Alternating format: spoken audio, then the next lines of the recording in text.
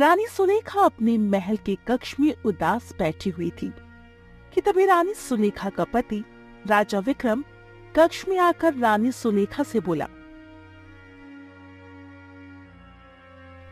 इस तरह से उदास क्यों बैठी हो सुलेखा?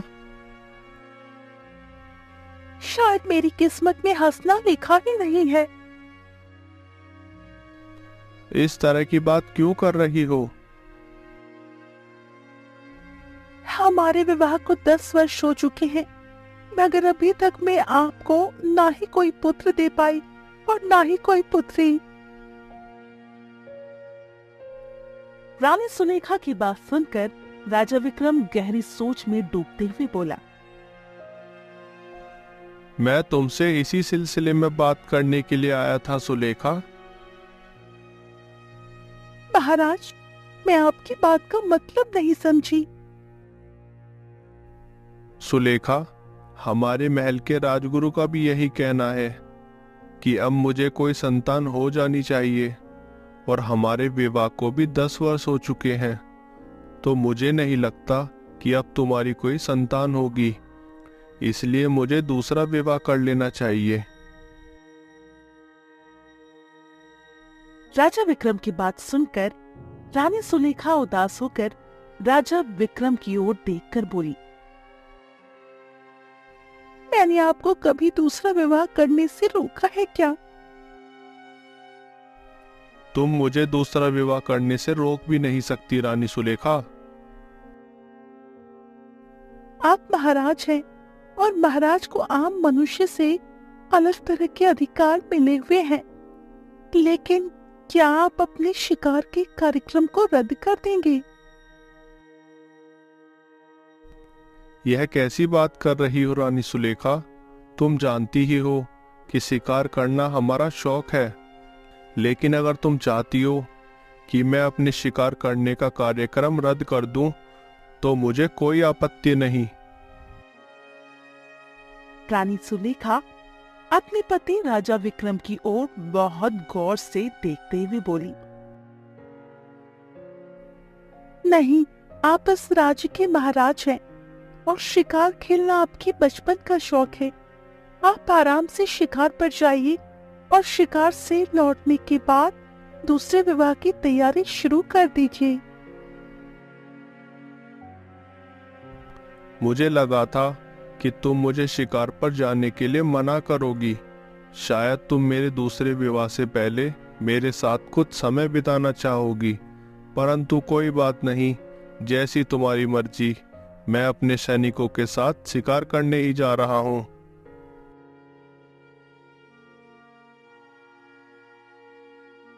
इतना बोलकर राजा विक्रम अपने कक्ष से बाहर निकल गया और सीधा महल के दरबार में पहुंच गया, जहां पर राजगुरु उनका ही इंतजार कर रहे थे। राजगुरु, मैंने रानी सुलेखा को बता दिया है कि मैं दूसरा विवाह करूंगा और मुझे विश्वास है कि मेरी दूसरी पत्नी से एक पुत्र ही होगा जो भविष्य में मेरे राज्य को संभालेगा। फिलहाल मैं जंगल में कुछ दिनों के लिए शिकार पर जा रहा हूँ। शिकार से लौटने के बाद मैं दूसरे विवाह की तैयारी करूंगा। अपने माता पिता की रहस्यमय मौत के बाद मैं आपको ही अपने माता पिता के समान समझता हूँ, इसीलिए मैं अपने लिए दूसरी पत्नी ढूंढने का अधिकार भी आपको देता हूँ। मेरे लौटने से पहले आप आस पड़ोस के राज्य की कोई सुंदर रानी मेरे लिए देख कर रखिएगा। महाराज, राज्य के हालत इस समय सही नहीं चल रहे। आप जानते ही हैं कि पड़ोसी राज्य के राजा हमारे जयगढ़ राज्य पर हमला करने की योजना बना रहे हैं। इस समय आपका शिकार पर जाना ठीक नहीं है। राजा विक्रम गंभीरता से राजगुरु की ओर देखकर बोला, राजगुरु, आप हमेशा से मेरे पीछे राज्य को संभालते आए हैं। इस बार भी राज्य को आप ही संभालेंगे। मुझे विश्वास है अगर कोई दूसरा राज्य मेरे राज्य पर हमला भी कर देगा, तब भी आप बड़ी आसानी से सेना को संभालकर उसे धूल चटा देंगे। इतना बोलकर राजा विक्रम 2 सैनिकों के साथ शिकार के लिए निकल पड़ा। राजा विक्रम सुबह से लेकर शाम तक शिकार के लिए भटकता रहा, मगर उसे कोई भी शिकार नहीं मिला। राजा विक्रम अपने घोड़े से उतरकर एक तालाब के किनारे बैठ गया। तभी एक सैनिक राजा विक्रम से बोला, महाराज, मुझे लगता है कि हमें वापस चलना चाहिए। तुम जानते हो सैनिक कि मैं आज तक कभी भी खाली हाथ महल वापस नहीं गया। जंगल में होने के बावजूद अगर मैं किसी जानवर का शिकार नहीं कर पाया तो फिर मेरे राजा होने का क्या फायदा। आपकी बात सही है महाराज, लेकिन आपने शायद ध्यान नहीं दिया। हम सब जंगल के काफी अंदर निकल आए हैं और यहाँ पर राजगुरु ने आने के लिए मना किया हुआ है महाराज। सैनिक की बात सुनकर राजा विक्रम चौंकता हुआ बोला, बात तो तुम सही कह रहे हो। एक बात और है जो तुम दोनों सैनिकों ने नहीं सोची। कौन सी बात महाराज? अभी तक मुझे इस जंगल में एक भी शिकार क्यों नहीं दिखाई दिया? ऐसा आज से पहले कभी नहीं हुआ। राजा विक्रम ने इतना कहा ही था कि तभी उन तीनों के कानों में एक शेर की दहाड़ की आवाज टकराई, जिससे पूरा जंगल थर्रा उठा। राजा विक्रम तुरंत उठकर बैठ गया और बेहद फुर्ती से चील जैसी नजर से इधर उधर देखने लगा। तभी एक सैनिक आहिस्ता से राजा विक्रम की ओर देखकर बोला, महाराज, वहाँ सामने देखिए, झाड़ियों के पीछे कोई शेर छुपा हुआ है।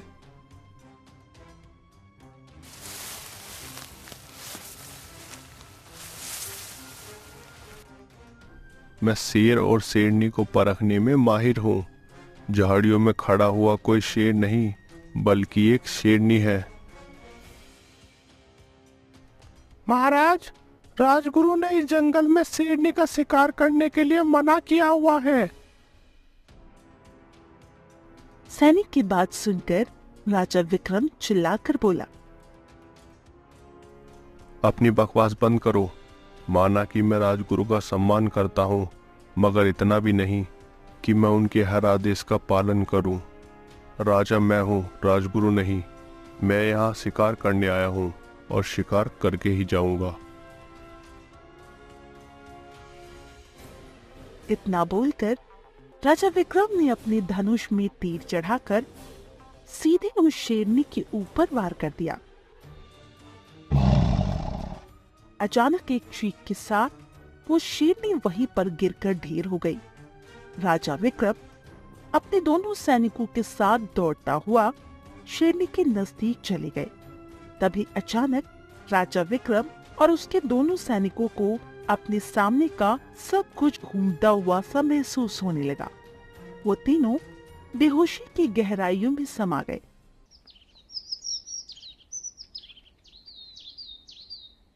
कुछ समय बाद राजा विक्रम ने देखा कि उसके दोनों सैनिक मृत अवस्था में झाड़ियों में पड़े हुए थे। राजा विक्रम अपने दोनों सैनिकों के शव को देखकर आश्चर्य से बोला, इन दोनों की हालत तो ऐसी लग रही है मानो किसी जंगली जानवर ने इन दोनों को चीर फाड़ कर रख दिया हो। अजीब बात है, बेहोश तो मैं भी था, मुझे कुछ क्यों नहीं हुआ। तभी राजा विक्रम ने देखा जिस शेरनी का शिकार उसने किया था वो वहां से गायब थी। अजीब बात है, जिस शेरनी का मैंने शिकार किया था वह शेरनी कहाँ है। तभी राजा विक्रम की नजर ठीक सामने तालाब पर चली गई। राजा विक्रम ने देखा कि उस तालाब के किनारे एक बेहद सुंदर कन्या बैठी हुई राजा को ही घूर रही थी। राजा विक्रम उस सुंदर कन्या के करीब जाकर बोला, कौन हो तुम और इस जंगल में क्या कर रही हो? मेरा नाम जानकी है। मैं जंगल में ही रहती हूँ। जंगल में रहती हो? तुम्हारे माता पिता कहाँ हैं? वो सब छोड़ो। वो तो अच्छा है कि मैं यहाँ पर समय पर आ गई, नहीं तो शेर तुम्हें भी चीर फाड़ कर खा जाता। तुम कहना क्या चाहती हो? पहले यहाँ से चलो। वो शेर अभी भी यहीं आसपास टहल रहा है। हम दोनों की जान खतरे में है। जानकी राजा विक्रम को वहां से घनी झाड़ियां से ले जाते हुए जंगल में बनी एक झोपड़ी के अंदर ले गई। राजा विक्रम उस झोपड़ी को गौर से देखते हुए बोला, अजीब बात है, तुम इस जंगल में अकेली रहती हो। तुम्हें डर नहीं लगता?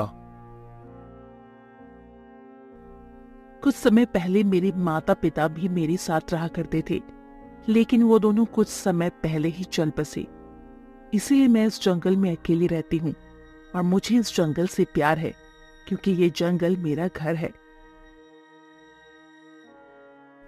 तुम जानती हो मैं कौन हूँ? जिस तरह के वस्त्र तुम पहने हुए हो, उससे तुम कोई साधारण मनुष्य तो नहीं लगते।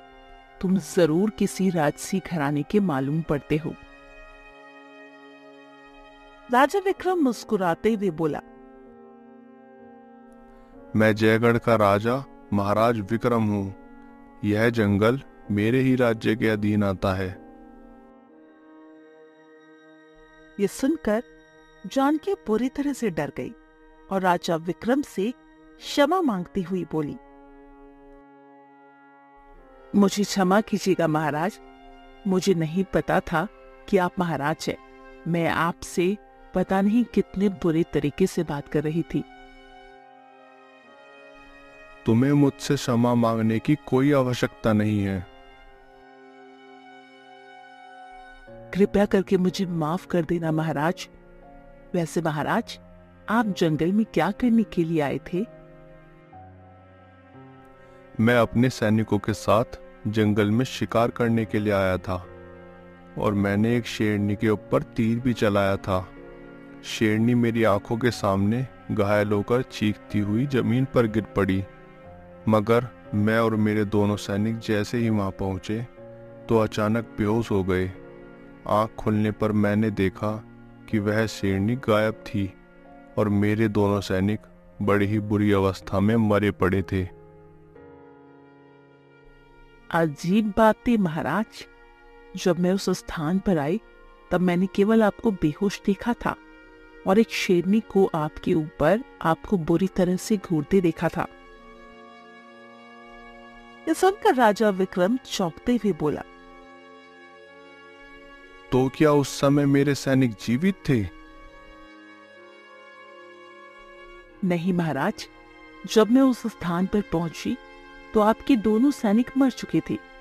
केवल आप ही बेहोश पड़े हुए थे और वो शेरनी आपको बुरी तरह से घूरी जा रही थी। तभी मैं हाथ में जलती हुई मशाल लेकर वहां पर पहुंच गई।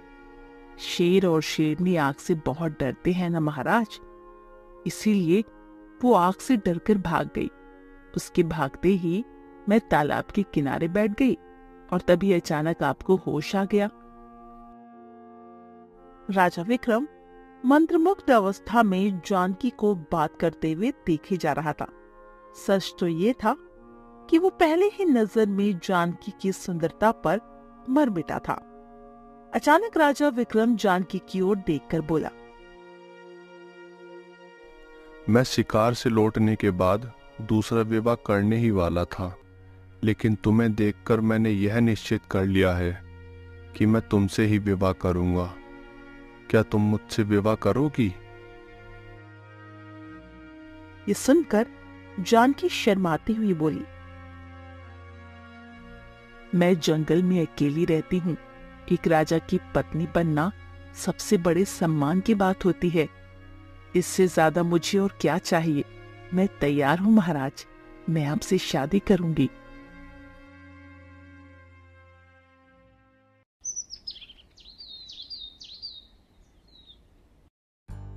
राजा विक्रम जानकी को राजमहल ले आया।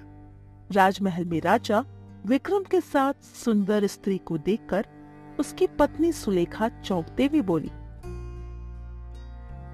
आप तो जंगल में शिकार करने 2 सैनिकों के साथ गए थे, वो कहाँ है और ये सुंदर लड़की कौन है? फिर राजा विक्रम अपनी पत्नी सुलेखा को सारी घटना बताते हैं। सुलेखा, अगर यह सुंदर कन्या नहीं होती तो वह शेरनी मुझे मारकर खा जाती।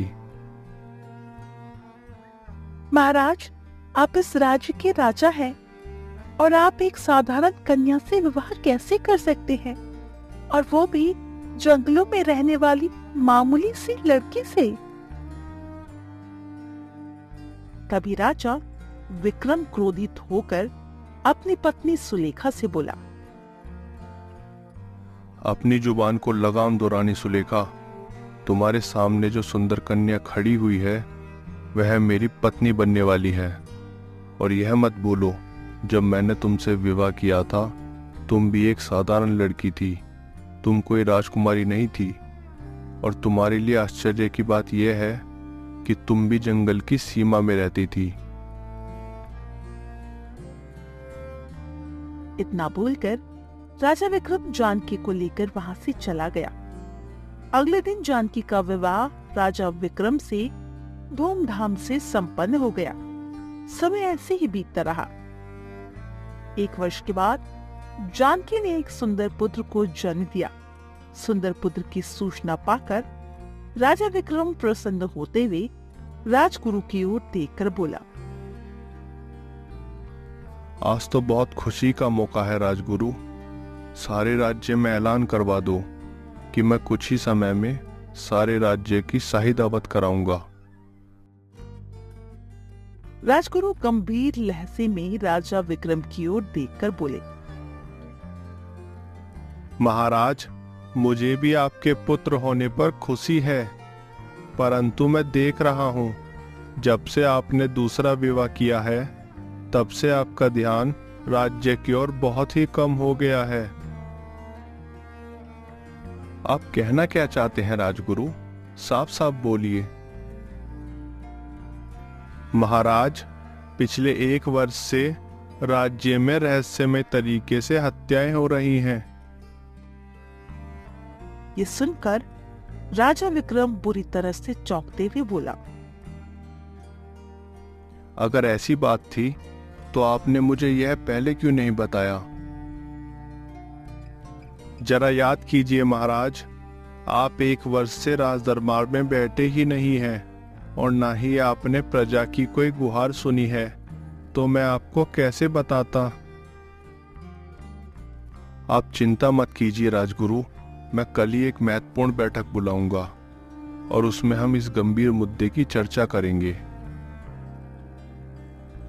इतना बोलकर राजा विक्रम वहां से चला गया। आधी रात के समय राजा विक्रम अपने कक्ष में गहरी नींद में सो रहा था कि तभी अचानक उस कक्ष के अंदर काला धुआं फैलने लगा। अगले ही पल राजा विक्रम के कानों में अपने पुत्र की चीख टकराई। राजा विक्रम जैसे ही उठकर बैठा तो सामने एक दृश्य देखकर उसकी आंखें फटी की फटी रह गई। राजा विक्रम ने देखा उसके सामने एक भयानक औरत खड़ी हुई उसे घूर रही थी और उसका पुत्र जमीन पर मृत अवस्था में पड़ा हुआ था। उसकी पत्नी जानकी गायब थी। अचानक वो भयानक औरत काले धुएं में परिवर्तित होकर वहां से गायब हो गई। उसके गायब होते ही राजा विक्रम के कक्ष का दरवाजा खुल गया। राजा विक्रम ने देखा उसकी पत्नी जानकी फटी फटी आंखों से अपने 1 दिन के मृत पुत्र को देख रही थी।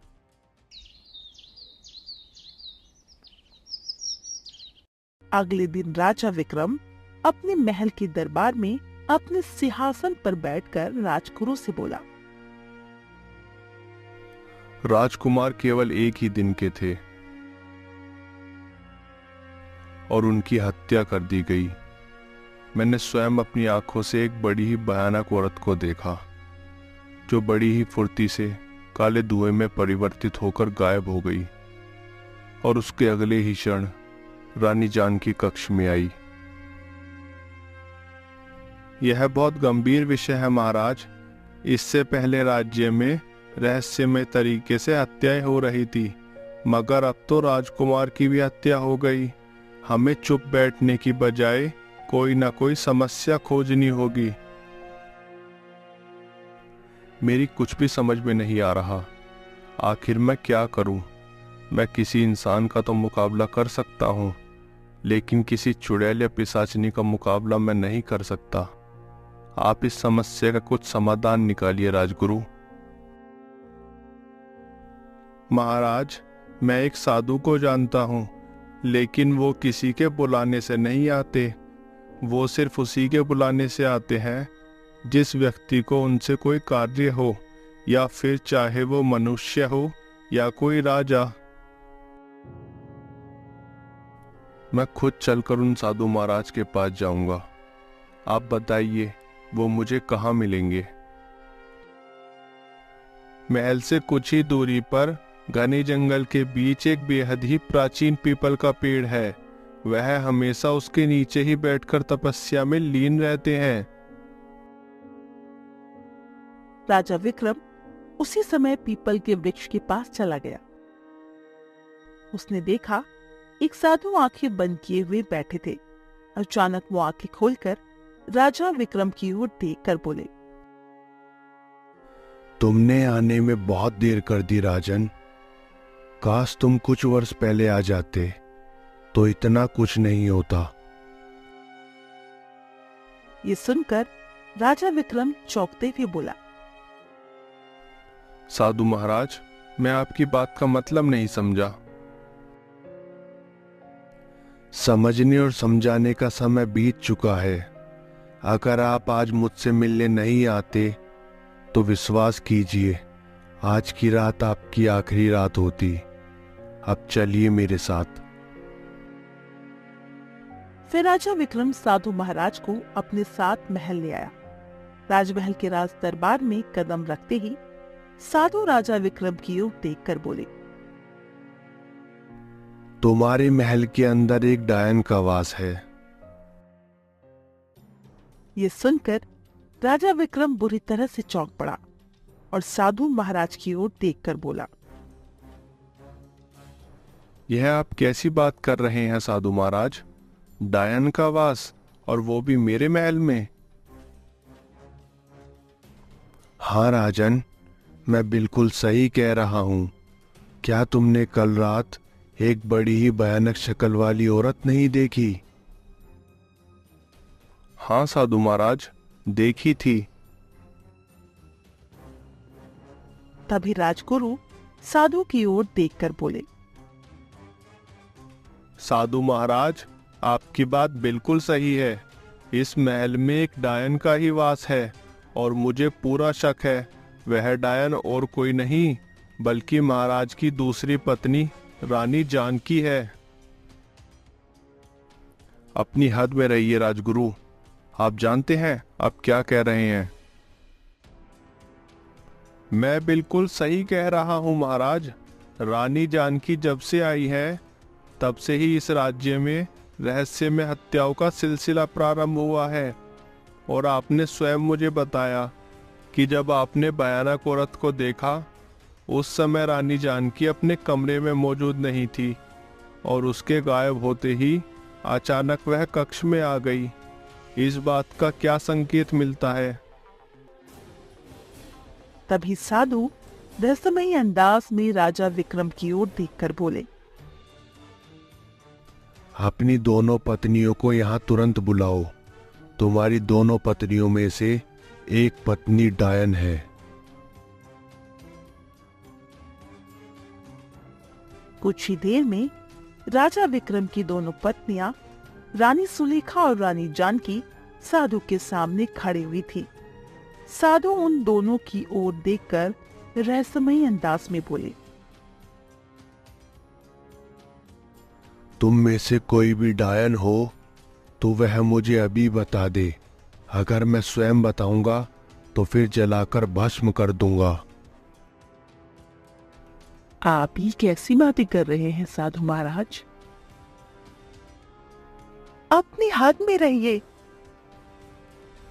तभी साधु महाराज चीखते हुए राजा विक्रम से बोले, राजन, तुम्हारी दोनों पत्नियों में से एक पत्नी डायन है और उस डायन पत्नी का नाम है रानी सुलेखा। ये सुनकर राजगुरु और राजा विक्रम पूरी तरह से आश्चर्य में पड़ गया। तभी अचानक साधु ने अपनी पोटली से शमशान की राख निकाली और रानी सुलेखा के ऊपर फेंक दी। अचानक रानी सुलेखा का चेहरा बेहद भयानक हो गया। रानी सुलेखा का भयानक चेहरा देखकर राजा विक्रम बुरी तरह से चौंक पड़ा, क्योंकि ये वही भयानक चेहरा था जो उसने कल रात देखा था। अगले ही पल रानी सुलेखा के शरीर में आग लग गई और वो कुछ ही देर में जलकर राख बनकर हवा में उड़ गई। तभी साधु रहस्यमयी अंदाज में राजा विक्रम की ओर देखकर बोला, महाराज, रानी सुलेखा एक डायन माँ की पुत्री थी जो जंगल की सीमा में रहती थी। जिस समय आपने उसे देखा उस समय वह सुंदर रूप में थी। आपकी डायन पत्नी को पहली ही नजर में आपसे प्रेम हो गया था और आप भी उसके प्रेम के जाल में फंस गए थे और आप उसे पत्नी बनाकर अपने महल में ले आए, लेकिन दुर्भाग्य से उसकी कोई संतान नहीं हुई। जब आपने उससे दूसरी विवाह की बात की तब वह अंदर ही अंदर बहुत बुरी तरीके से जल गई और आपसे बदला लेने का ठान ली। क्योंकि वह एक इंसान नहीं, एक डायन थी, इसलिए उसने आपसे शिकार पर जाने के लिए कहा। जब आप शिकार पर गए तब आपने वहां एक शेरनी को देखा। वह शेरनी और कोई नहीं बल्कि आपकी डायन पत्नी सुलेखा थी, जो शेरनी के रूप में आपको मारना चाहती थी। लेकिन सौभाग्य से आपकी दूसरी पत्नी रानी जानकी हाथ में मशाल लिए उसके पास पहुंच गई, तो वह वहां से भाग गई, क्योंकि शेरनी के रूप में वह उसका कुछ नहीं बिगाड़ सकती थी। फिर आप जानकी को अपनी पत्नी बनाकर महल ले आए, तो आपकी पहली डायन पत्नी सिर्फ आपके पुत्र होने का इंतजार कर रही थी। पुत्र होने के पश्चात ही उसने उसे मार डाला। अगर आज मैं इसे नहीं मारता तो वह आपको भी मार डालती। और तो और, आपके माता पिता की हत्या भी आपकी पहली पत्नी ने ही की थी, क्योंकि वो लोग उसका रहस्य जान गए थे। इसलिए मैंने आपसे कहा था, अगर आप कुछ वर्ष पहले आ जाते तो आपके लिए ज्यादा बेहतर होता। इसका मतलब जब महाराज ने दूसरा विवाह किया तब वह जानबूझकर प्रजा में दहशत फैला रही थी, ताकि सारा का सारा शक महाराज की दूसरी पत्नी जानकी के ऊपर आए। आपने बिल्कुल सही कहा राजगुरु, ऐसा ही था। इतना बोलकर साधु महाराज वहां से चले गए। कुछ वर्ष बाद रानी जानकी ने एक सुंदर पुत्र को जन्म दिया और फिर राजा विक्रम और रानी जानकी खुशी खुशी